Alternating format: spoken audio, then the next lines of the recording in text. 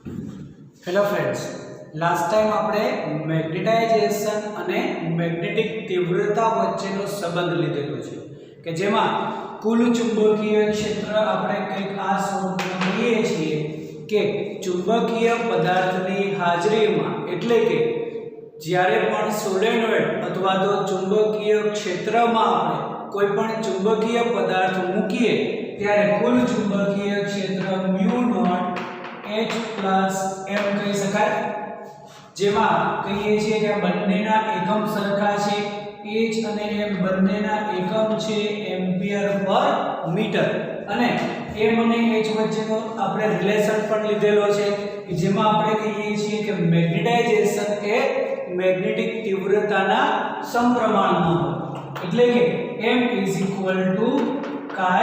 h, જ્યાં chi આપણે chi m લખીએ તો એ કહી શકાય કે એ ચુંબકીય સસેપ્ટિબિલિટી. એનો જો આપણે અહીંયા મૂકી દઈએ કિંમત તો v μ0 કહી શકાય h plus chi m h. chi m એ ચુંબકીય સસેપ્ટિબિલિટી એકમ રહિત અને તે પદાર્થ પર અને તાપમાન પર આધાર રાખે છે એવું પણ આપણે આગળ રિલેશનમાં કીધેલું છે. અને અહીંયા હવે આપણે કહીએ કે જો આપણે h ને કોમન લઈએ તો mu naught 1 plus chi m h કહી શકાય, જેમાં આ જે છે મ્યુ 1 પ્લસ chi m તેને આપણે કહીએ છીએ ચુંબકીય પરમિએબિલિટી માધ્યમ માટે.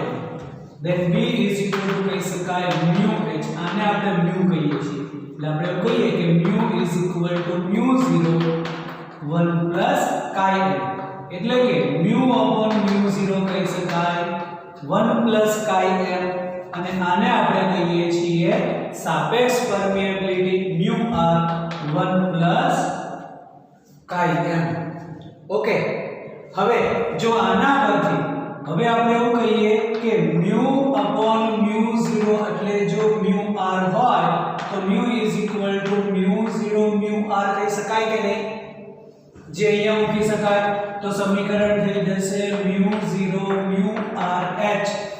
યાદ આવે છે? તો આ જે છે એ આપણે સાબિત કરેલું છે કે જેમાં આપણે કહી શકાય કે મેગ્નેટાઇઝેશન અને મેગ્નેટિક તીવ્રતા વચ્ચેનો સંબંધ. આજે આપણે ચુંબકીય પદાર્થો વિશે ચર્ચા કરવી છે. તો ચુંબકીય પદાર્થ મતલબ કે જે પદાર્થને આપણે ચુંબકીય ક્ષેત્રમાં મૂકીએ અને કંઈક એની અંદર તેનો આપણને રિસ્પોન્સ મળતો હોય, એટલે કે તે ચુંબકત્વ ધારણ કરી શકે. તો જે પદાર્થોને આપણે ચુંબકીય ક્ષેત્રમાં મૂકીએ અને તે પદાર્થ ચુંબકત્વ ધારણ કરી શકતો હોય તેવા પદાર્થને આપણે ચુંબકીય પદાર્થો કહી શકાય.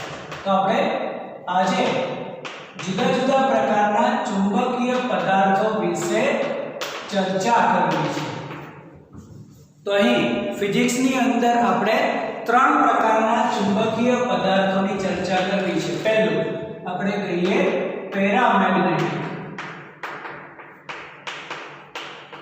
પેરામેગ્નેટિક પદાર્થ, સેકન્ડ ડાયામેગ્નેટિક પદાર્થ, અને થર્ડ ફેરોમેગ્નેટિક પદાર્થ.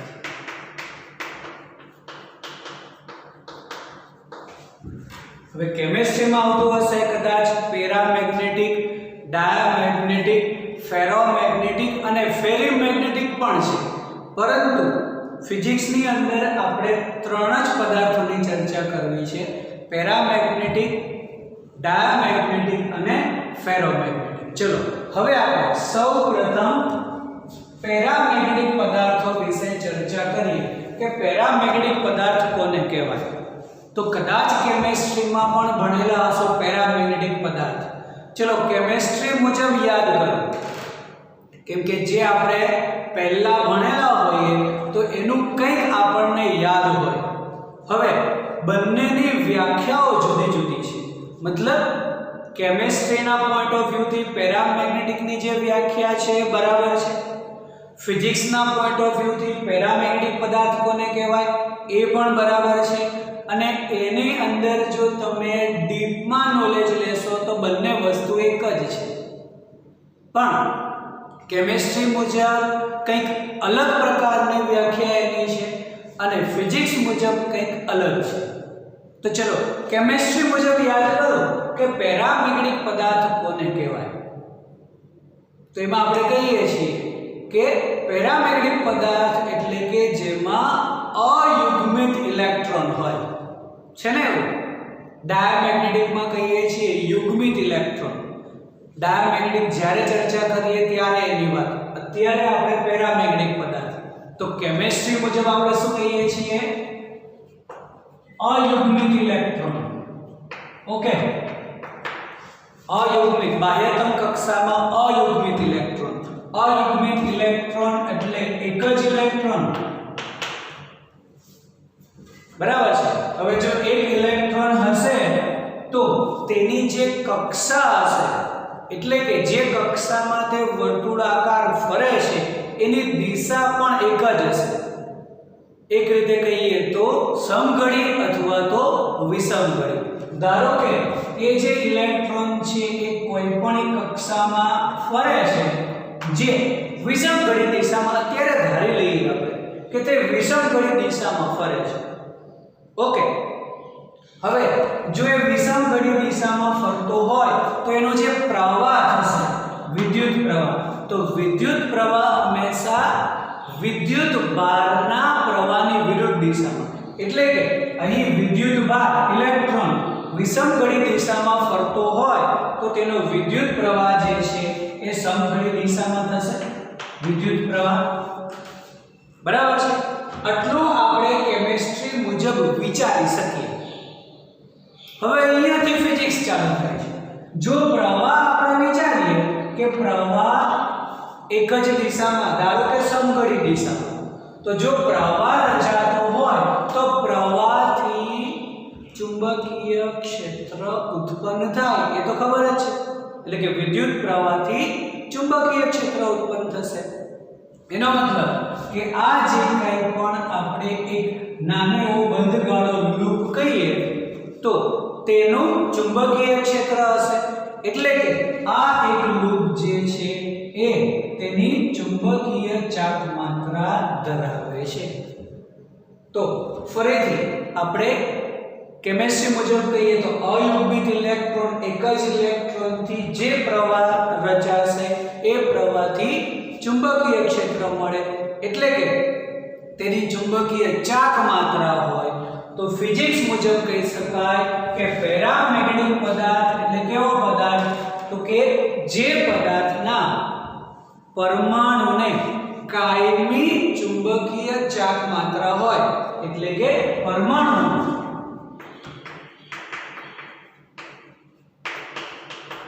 કાયમી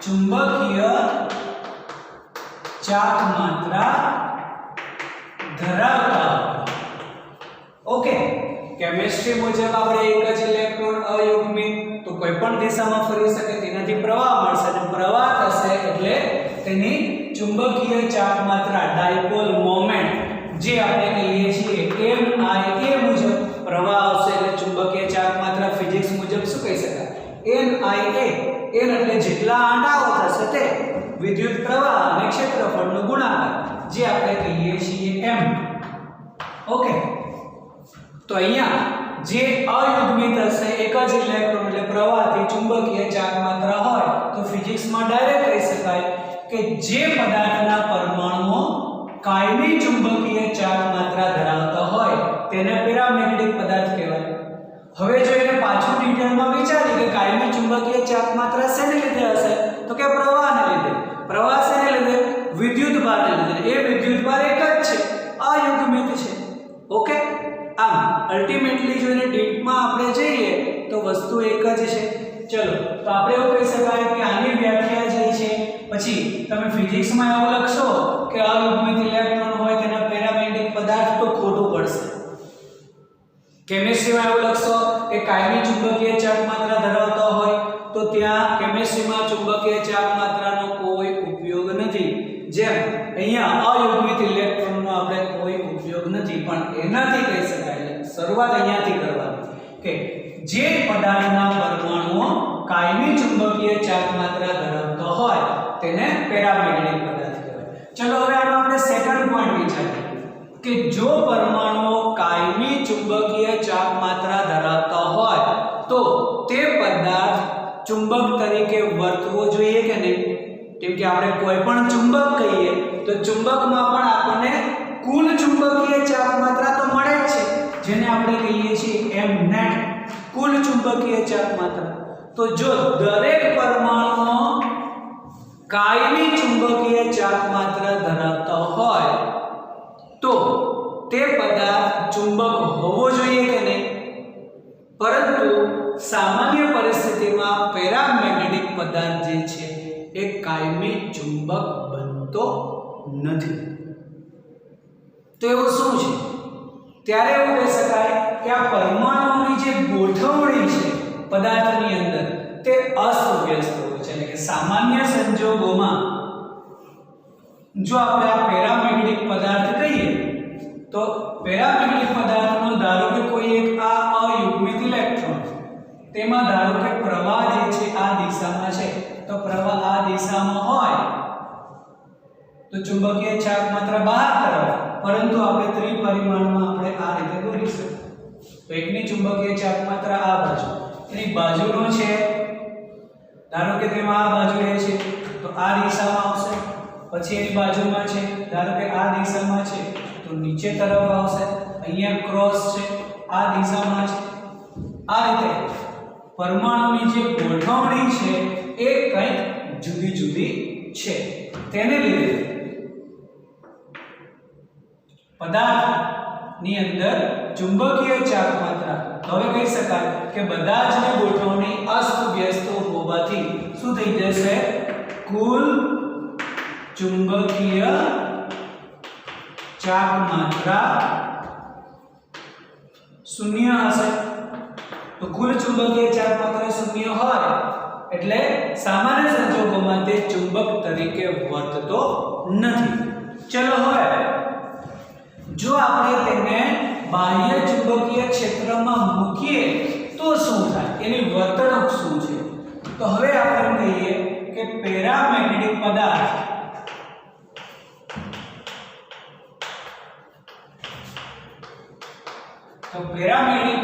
છે એને આપણે બાહ્ય નિયમિત ચુંબકીય ક્ષેત્ર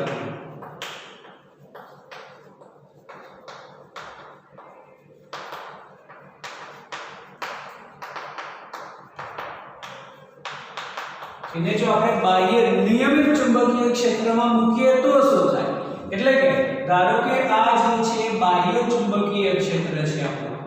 જે ચુંબકીય ક્ષેત્ર દિશા હંમેશા ઉત્તરથી દક્ષિણ, એટલે અહીંયા ક્યાંક ઉત્તર ધ્રુવ હોવો જોઈએ અને અહીંયા ક્યાંક દક્ષિણ ધ્રુવ હોવો જોઈએ.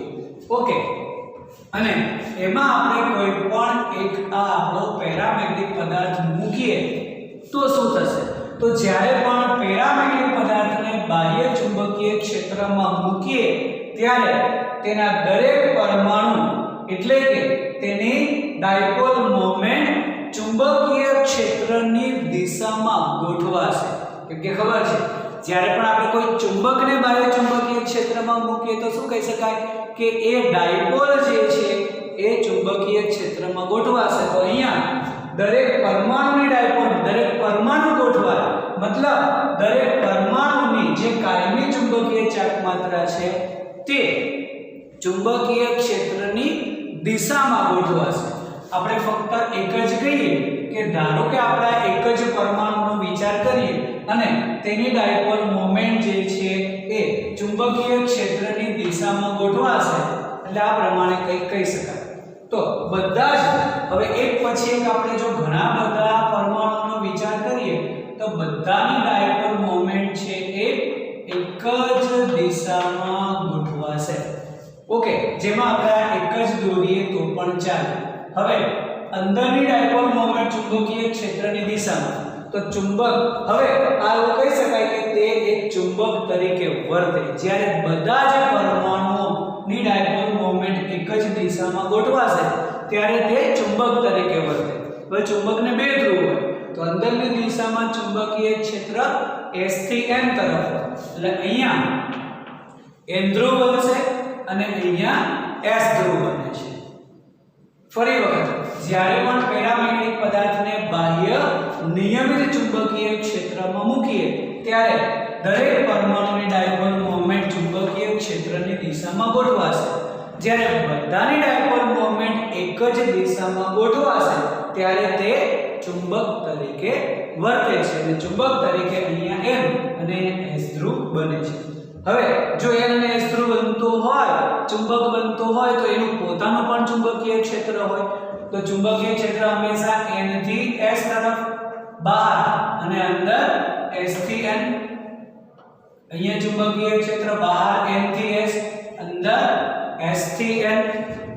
તો બહારનું તો ચુંબકીય ક્ષેત્ર આ દિશામાં છે અને જે પદાર્થ છે એનું પણ ચુંબકીય ક્ષેત્ર એ જ દિશામાં બને છે. મતલબ એવું કહી શકાય કે બાહ્ય ચુંબકીય ક્ષેત્રમાં મૂકીએ તો શું થશે તો અંદરના વિસ્તારમાં ચુંબકીય ક્ષેત્રમાં વધારો થાય છે. એટલે એવું કહી શકાય કે બાહ્ય ચુંબકીય ક્ષેત્રમાં મૂકતા પદાર્થમાં ચુંબકીય ક્ષેત્રમાં વધારો થાય છે. હવે ચુંબકીય ક્ષેત્રમાં વધારો થાય છે મતલબ એવું પણ કહી શકાય કે ફક્ત જો આપણે આ એક આપણો પેરામેગ્નેટિક પદાર્થને બાહ્ય ચુંબકીય ક્ષેત્રમાં મૂકેલો હોય તો અંદરના વિસ્તારમાં ચુંબકીય ક્ષેત્ર વધે. ચુંબકીય ક્ષેત્ર વધે મતલબ ચુંબકીય ક્ષેત્ર રેખાઓ વધુ ગીચ બનશે. તો એની આકૃતિ કંઈક આ મુજબ દોરી શકાય. તો અહીંયા ચુંબકીય ક્ષેત્ર રેખાઓ નજીક છે અહીંયા બાહ્ય વિસ્તારમાં ચુંબકીય ક્ષેત્ર રેખાઓ દૂર છે કેમ કે બાહ્ય વિસ્તારમાં બંને ચુંબકીય બાહ્ય ચુંબકીય ક્ષેત્ર અને આ પદાર્થનું ચુંબકીય ક્ષેત્ર વિરુદ્ધ દિશામાં છે એટલે બહાર ઘટી જશે અંદર વધી જશે. તો વધે મતલબ એવું કહી શકાય કે ચુંબકીય ક્ષેત્ર રેખાઓ થોડી નજીક હોય. તો આવું એક આકૃતિ પણ આ પ્રમાણે દોરી શકાય. આમ એવું કહી શકાય કે બાહ્ય ચુંબકીય ક્ષેત્રમાં મૂકતા ચુંબકીય ક્ષેત્રમાં વધારો થાય છે. બીજું કે અહીંયા બાહ્ય ચુંબકનો N અને અહીંયા બાહ્ય ચુંબકનો S કહી શકાય. તો અહીંયા બંને એકબીજા પર આકર્ષિત બળ લગાડશે પરંતુ નિયમિત ચુંબકીય ક્ષેત્રને લીધે શું થશે તો નિયમિત ચુંબકીય ક્ષેત્રને લીધે બંને બળો સમાન મૂલ્યના અને પરસ્પર વિરુદ્ધ દિશામાં. આથી પરિણામી બળ શૂન્ય કહી શકાય. આમ નિયમિત ચુંબકીય ક્ષેત્રમાં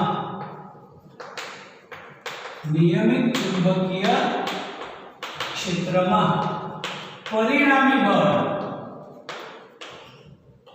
એવું કહી શકાય શૂન્ય હોય છે. એટલે કે પેરામેગ્નેટિક પદાર્થ પર બાહ્ય ચુંબકીય ક્ષેત્રમાં પરિણામી બળ 0 હોય. અહીંયા જેટલું આકર્ષી બળ S પર લાગશે એટલું જ N પર લાગશે. પરિણામી બળ 0 એનો મતલબ તે રેખીય ગતિ કરતો નથી એટલે પરિણામી બળ શૂન્ય છે. આથી તે એવું કહી શકાય કે તે રેખીય સંતુલનમાં છે. એ કોઈ પણ પ્રકારની રેખીય ગતિ કરતો નથી. ચલો જો આપણે તેને હવે અનિયમિત ચુંબકીય ક્ષેત્રમાં મૂકીએ તો શું થાય તો અનિયમિત ચુંબકીય ક્ષેત્ર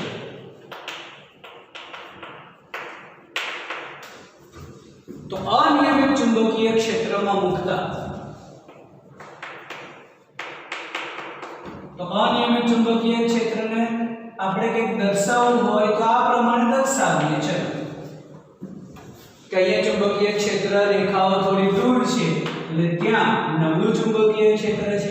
અહીંયા ચુંબકીય ક્ષેત્ર રેખાઓ થોડી પાસે છે તો ત્યાં પ્રબળ ચુંબકીય ક્ષેત્ર છે. અને જો એવામાં આપણે કોઈ પણ એક પેરામેગ્નેટિક પદાર્થ મૂકીએ તો આપણે ખબર છે કે અહીંયા N ધ્રુવ બનશે અને S ધ્રુવ બનશે. તો N ધ્રુવ પ્રબળ ચુંબકીય ક્ષેત્રમાં છે અને S ધ્રુવ નિર્બળ ચુંબકીય ક્ષેત્રમાં છે. અને અહીંયા જે છે બંને એકબીજા પર આકર્ષી બળ લગાવે છે. અહીંયા કેમ કે આપણે એવું કહી શકાય કે અહીંયા M છે ચુંબકનું, અહીંયા S છે બાહ્ય, તો બંને એકબીજા પર આકર્ષી બળ લગાવે છે. પરંતુ M જે છે પ્રબળ ચુંબકીય ક્ષેત્રમાં છે અને S નિર્બળ ચુંબકીય ક્ષેત્રમાં છે. બંનેમાં આકર્ષી બળ લાગે છે, પરંતુ આનું આકર્ષી બળ વધી જશે. આમ અનિયમિત ચુંબકીય ક્ષેત્રમાં મૂકતા તે નિર્બળથી પ્રબળ તરફ ગતિ કરે છે. ખાસ યાદ રાખવું, પેરામેગ્નેટિક પદાર્થને અનિયમિત ચુંબકીય ક્ષેત્રમાં મૂકતા તે નિર્બળ ચુંબકીય ક્ષેત્રથી પ્રબળ ચુંબકીય ક્ષેત્ર તરફ ગતિ કરે છે એવું કહી શકાય. કેમ કે બંનેમાં આકર્ષી બળ, પરંતુ પ્રબળનું આકર્ષી બળ વધારે હશે નિર્બળ કરતા. તો જે જશે કઈ બાજુ? પ્રબળ તરફ. તો એવું કહેવાય નિર્બળથી પ્રબળ તરફ ગતિ કરે છે. ખાસ યાદ રાખો કે પેરામેગ્નેટિક પદાર્થને અનિયમિત ચુંબકીય ક્ષેત્રમાં મૂકતા તે નિર્બળ ચુંબકીય ક્ષેત્રથી પ્રબળ ચુંબકીય ક્ષેત્ર તરફ ગતિ કરે છે. સમજાય છે? હવે જે આપણે પેરામેગ્નેટિક પદાર્થો કહીએ છીએ, તો આ પેરામેગ્નેટિક પદાર્થો કયા કયા છે? તો પેરામેગ્નેટિક પદાર્થો કહી શકાય કે સોડિયમ એક પેરામેગ્નેટિક પદાર્થ છે. પછી કેલ્શિયમ,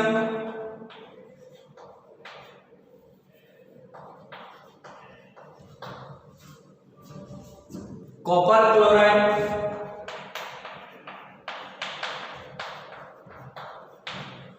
ઓક્સિજન H2,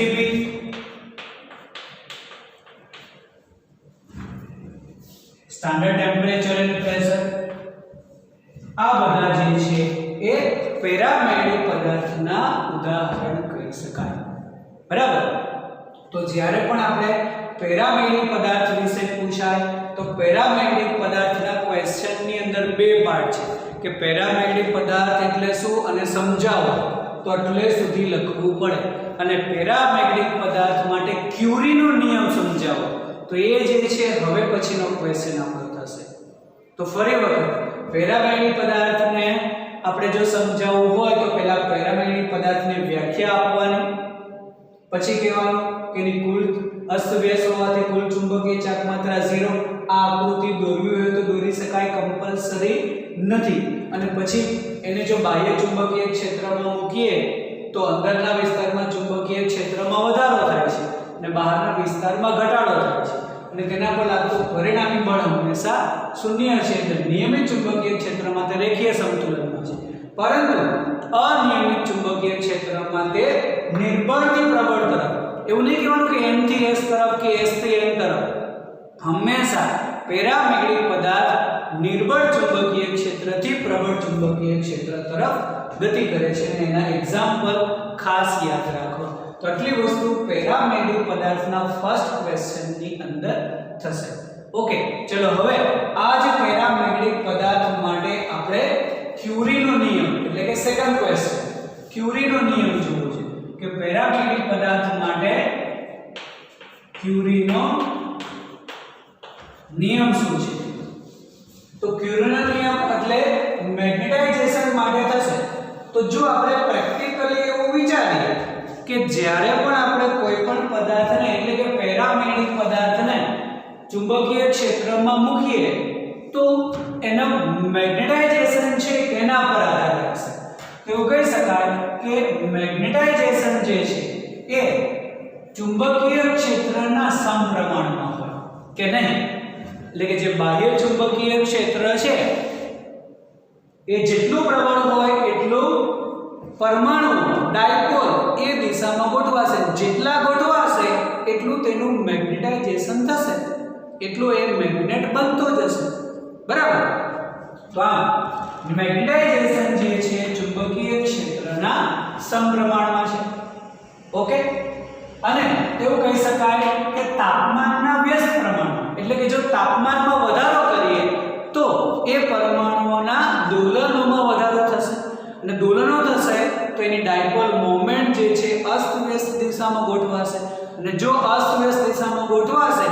પરિણામે આપણને ચુંબકીય ક્ષેત્ર મળે નહીં, એટલે કે પરમાણુ એક દિશામાં ગોઠવાશે નહીં, બધાની ડાયપોલ જુદી જુદી અસ્તવ્યસ્ત થઈ જશે. આમ મેગ્નેટાઇઝેશન જે છે એ ચુંબકીય ક્ષેત્રના સમપ્રમાણમાં અને તાપમાનના વ્યસ્ત પ્રમાણમાં. હવે જો આપણે ચલે છે ની નિશાની કાઢવી હોય તો કોઈ પણ આપણે અચળાંક મૂકવો પડશે, જે કહેવાનો ક્યુરીનો અચળાંક c. તો થઈ જશે CB0/T, જ્યાં c એટલે ક્યુરી અચળાંક. ઓકે, તો ક્યુરી અચળાંક બસ આ જ થયો ક્યુરીનો નિયમ. ક્યુરીના નિયમમાં એવું કહી શકાય કે મેગ્નેટાઇઝેશન પેરામેગ્નેટિક પદાર્થ માટે મેગ્નેટાઇઝેશન ચુંબકીય ક્ષેત્રના સમપ્રમાણમાં અને તાપમાનના વ્યસ્ત પ્રમાણમાં છે. નિયમ લખવો હોય તો CB0/T. હવે આનું જ આપણે બીજું સ્વરૂપ જોવું છે. એવું કહી શકાય કે અહીં B0 નું આપણી પાસે સૂત્ર છે કે B0 μ0H છે કે નહીં? બસ મૂકી દો તો આ થઈ જશે F C μ0H/T. અને આને આપણે F/H પણ લઈ શકાય. આને H આપણે લઈ જઈએ તો M/H C μ0/T. હવે પરંતુ લેકિન M અને H વચ્ચેનો સંબંધ શું છે? તો ખબર છે કે M ચલે છે chi MH. એનો મતલબ M/H થઈ જશે chi M. તો શું કહી શકાય? chi M C μ0/T. આ પણ એક ક્યુરીના નિયમનું બીજું સ્વરૂપ જ છે, અને આ જે છે એનું મેઇન સ્વરૂપ કે મેગ્નેટાઇઝેશન જે છે CB0/T, જ્યાં C ક્યુરી અચળાંક અને ક્યુરી અચળાંક વાળું બીજું સૂત્ર chi M C μ0/T. ચલો હવે અહીંયા હવે આ સમીકરણ મુજબ આપણે થોડું એના પર ધ્યાન કેન્દ્રિત કરીએ તો એવું કહી શકાય કે જેટલું B નું મૂલ્ય વધશે તેટલું મેગ્નેટાઇઝેશન વધતું જશે. ઓકે, તાપમાન અત્યારે આપણે અચળ રાખીએ. ચલો કોઈ પણ એક અચળ તાપમાન માટે ચુંબકીય ક્ષેત્રનું મૂલ્ય વધારતા તો ડાયપોલ જે છે એક જ દિશામાં ગોઠવાશે, અને ડાયપોલ એક જ દિશામાં ગોઠવાશે ત્યારે તેનું મેગ્નેટાઇઝેશન વધતું જશે. તો કોઈ એક પરિસ્થિતિ એવી આવશે કે એમાં રહેલા બધા જ પરમાણુ એટલે કે બધી જ ડાયપોલ મોમેન્ટ એક જ દિશામાં ગોઠવાશે, જેને આપણે 100% કહીએ. તો એ જે 100% થશે એ પરિસ્થિતિને કહેવાય તેનું સેચ્યુરેશન મેગ્નેટાઇઝેશન, એટલે કે સંતૃપ્ત મેગ્નેટાઇઝેશન. એટલે એવું કહી શકાય કે B0 ના કોઈ એક ચોક્કસ મૂલ્ય માટે શું થશે? મેગ્નેટાઇઝેશન જે છે 100% થશે, એટલે કે બધા જ પરમાણુઓની ડાયપોલ મોમેન્ટ એક દિશામાં ગોઠવાશે, 100% ગોઠવાશે. બરાબર છે? તો આ પરિસ્થિતિને કહી શકાય સંતૃપ્ત મેગ્નેટાઇઝેશન.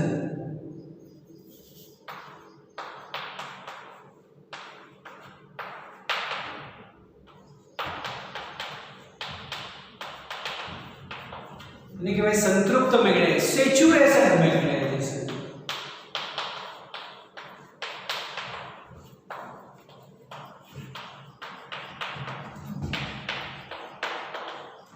એને સેચ્યુરેશન મેગ્નેટાઇઝેશન કહેવાય, સેચ્યુરેશન પોઈન્ટ કહેવાય. જેમ ક્યારેક આપણા બધાનો સેચ્યુરેશન પોઈન્ટ આવતો હોય. તમે કોઈ પણ વસ્તુ વાંચો, લખો અને આખો દિવસ એ વાંચ કે લખ કરો તો ત્યારે 3-4 કલાક પછી એવો થશે કે હવે કશી વસ્તુ મગજમાં જશે નહીં, તમારે ફ્રેશ થવાની જરૂર પડશે. બરાબર ને? તો એક એવી પરિસ્થિતિ આવે કે જ્યારે તમે કોઈ પણ નાની વસ્તુ પણ વાંચો છતાં બી કંઈ જ ખબર ના પડે કે ભાઈ આ તો વસ્તુ નથી સમજાતી, હવે આ જે છે સમજાતું નથી, કઈ જ વસ્તુ મગજમાં જતી નથી. બસ એને કહેવાય સેચ્યુરેશન મેગ્નેટાઇઝેશન. તમારું સેચ્યુરેશન પોઈન્ટ કહેવાય. તમારે ફ્રેશ થવાની જરૂર પડશે. પરંતુ અહીંયા આપણે કહીએ કે જ્યારે પણ બધા જ ડાયપોલ એક જ દિશામાં ગોઠવાશે એ પરિસ્થિતિને કહેવાય સેચ્યુરેશન મેગ્નેટાઇઝેશન.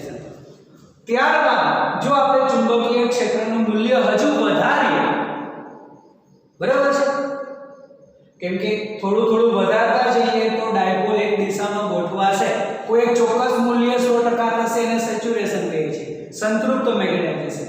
પરંતુ હવે એવું કરીએ કે ત્યારબાદ ચુંબકીય ક્ષેત્રનું મૂલ્ય વધારીએ તો આની અંદર કોઈ જ ફરક પડતો નથી. પ્રેક્ટિકલી વિચારીએ તો બધા જ એક જ દિશામાં છે, પછી કઈ 110% વધારાના કોઈ 10 પરમાણુ અંદર આવવાના નહીં, જેટલા છે બધા જ ગોઠવાઈ જશે. પછી શું?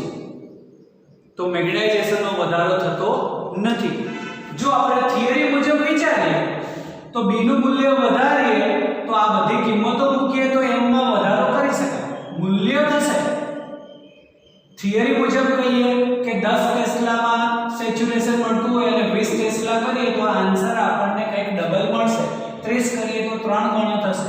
પરંતુ પ્રેક્ટિકલી સંતૃપ્ત બાદ મેગ્નેટાઇઝેશનમાં વધારો થતો નથી. તો એવું કહી શકાય કે આ સંતૃપ્ત મેગ્નેટાઇઝેશનની પરિસ્થિતિ બાદ ક્યુરીનો નિયમ પાળાતો નથી. એટલે કે સંતૃપ્ત મેગ્નેટાઇઝેશન બાદ ક્યુરીનો નિયમ પાળાતો નથી. કેમ કે પ્રેક્ટિકલી અલગ મળશે અને થિયરિકલી અલગ આન્સર મળશે, જે શક્ય નથી. તો સંતૃપ્ત જ્યારે 100% આપણને એટલે કે મહત્તમ મેગ્નેટાઇઝેશન મળશે, ત્યારબાદ પ્રેક્ટિકલી વેલ્યુ અચળ રહેશે. થિયરી મુજબ અહીંયા અલગ અલગ મૂલ્ય મૂકતા જશે ચુંબકીય ક્ષેત્રનું, તો અલગ અલગ મૂલ્ય મળી શકે, પરંતુ પ્રેક્ટિકલી શક્ય નથી. ત્યારે એવું કહી શકાય કે સંતૃપ્ત મેગ્નેટાઇઝેશન બાદ ક્યુરીનો નિયમ પાળાતો નથી. આ વસ્તુ મેં યાદ રાખવી. તો એટલે સુધી પેરામેગ્નેટિક પદાર્થના ક્યુરીના નિયમમાં લખવું પડે કે પહેલા કહી શકાય કે B0 અને એના સમપ્રમાણમાં તાપમાનના વ્યસ્ત પ્રમાણમાં જે અચળાંક એ ક્યુરી અચળાંક, અને પછી B0 ની અલગ મૂલ્ય મૂકીએ જેમાં M અને N વચ્ચેનો સંબંધ કાયમ થઈ જશે, એટલે અલગ સ્વરૂપ મળે છે. અને એમાં જ્યારે 100% થશે સંતૃપ્ત મેગ્નેટાઇઝેશન, એના પછી ક્યુરીનો નિયમ પડાતો નથી. ચલો હવે અહીંયા એક એક્સ્ટ્રામાં ક્યારેક એવું પૂછાશે કે ક્યુરી અચળાંક, ક્યુરીના નિયમમાં ક્યુરી અચળાંકનો એકમ શું? એ પરિમાણ રહિત નથી. એટલે એવો પણ ઓપ્શન હશે કે એકમ રહિત, પરિમાણ રહિત. મોટા ભાગે આપણે એવું કરી દઈએ છીએ કે જ્યારે આપણે આન્સર ખબર ન હોય લખી કાઢીએ એકમ રહિત, પરિમાણ રહિત. ખરેખર ક્યુરી જે અચળાંક છે એને એકમ છે. ચલો અહીંયા જ્યારે પણ આપણે ક્યુરીનો એકમ જોઈતો હોય, એટલે કે C નો એકમ જોઈતો હોય, તો જેનો જોઈતો હોય એકમ એને આપણે કરતા બનાવીએ છીએ. તો અહીંયા C ને જો કરતા બનાવીએ તો આ થશે M/T/B. બધાના એકમો છે. મેગ્નેટાઇઝેશન એકમ શું થશે? એમ્પિયર પર મીટર. તાપમાન કેલ્વિન માં લેવાનું. B0 tesla. ઓકે, તો આ થશે એમ્પિયર કેલ્વિન પર મીટર ટેસ્લા. ઓકે, ચલો અહીંયા આ તો એકમ રહિત છે જ. તો જો અહીંયા આપણે ક્યુરીને કરતા બનાવીએ તો આ થશે Txm/μ0. આ તો એકમ રહિત છે પણ આ બંનેના તો એકમ છે, એટલે બીજો એકમ આપણે કહીએ અહીંયા. તો આ થશે કેલ્વિન μ0. તો μ0 નો એકમ યાદ કરો, ન્યૂટન પર એમ્પિયર મીટર સ્ક્વેર. ઓકે, μ0 નો છે ટેસ્લા પર ન્યૂટન મીટર.